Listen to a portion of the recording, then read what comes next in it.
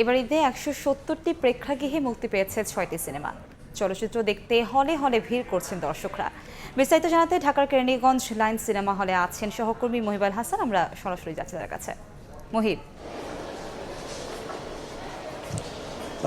ঈদ উৎসব আসলেই সিনেমা হলেও দর্শকরা সিনেমা হলে আসেন। ঈদে অন্যান্য বিনোদন কেন্দ্রগুলোর মতোই বাংলা চলচ্চিত্র দেখার জন্য সিনেমা হলেও দর্শকরা হলে ছুটে এসেছেন এবং আমরা আজকে ঈদের প্রথম দিন দর্শকরা যেভাবে হলে এসেছেন সেটি আমরা দেখতে পেয়েছি। এসে এবারের ঈদে প্রায় 6টি সিনেমা মুক্তি পেয়েছে। তার মধ্যে বরাবরের মতো শাকিব খান এবারও এগিয়ে আছেন তাণ্ডব সিনেমা নিয়ে।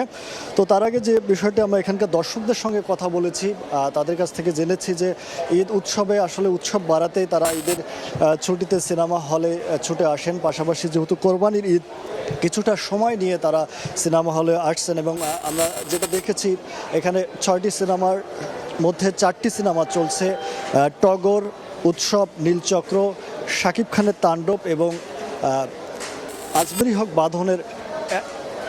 হক বাঁধনের এশা মার্ডার। এই সিনেমাগুলো ইতিমধ্যেই লায়ন সিনেমা হলে প্রদর্শন হচ্ছে। পাশাপাশি ঈদের যে আমেজ অন্যান্য বিনোদনগুলোর মতোই কেন্দ্রগুলোর মতোই এখানটাও দর্শকরা এসেছেন। আমরা দেখেছি কিছুক্ষণ আগে অনেকটা লাইনে কেটে দাঁড়িয়ে থেকে সিনেমার টিকিট সংগ্রহ করেছেন। পাশাপাশি কেউ বন্ধু, পরিবার, স্বজন, ছোট বাচ্চারাও ছুটে এসেছেন সিনেমা দেখতে। সিনেমা প্রেক্ষাগৃহে বরাবরের মতো এবারে শাকিব খানের যে তাণ্ডব সিনেমাটি রয়েছে সেটি 170টির মতো সিনেমা হলে রিলিজ হয়েছে। এছাড়া মাল্টিপ্লেক্সে নীলচক্র 6টি মাল্টিপ্লেক্সে রিলিজ হয়েছে।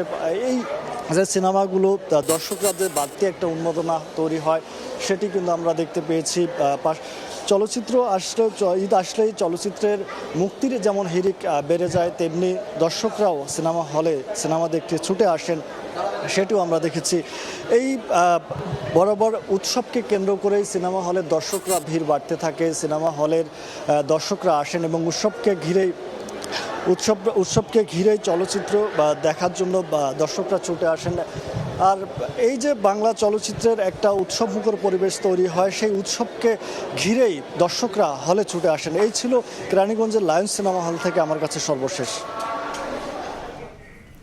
ঢাকার কেরানীগঞ্জের লায়ন সিনেমা হল থেকে সরাসরি যুক্ত ছিলেন আমাদের সহকর্মী মহিবুল হাসান।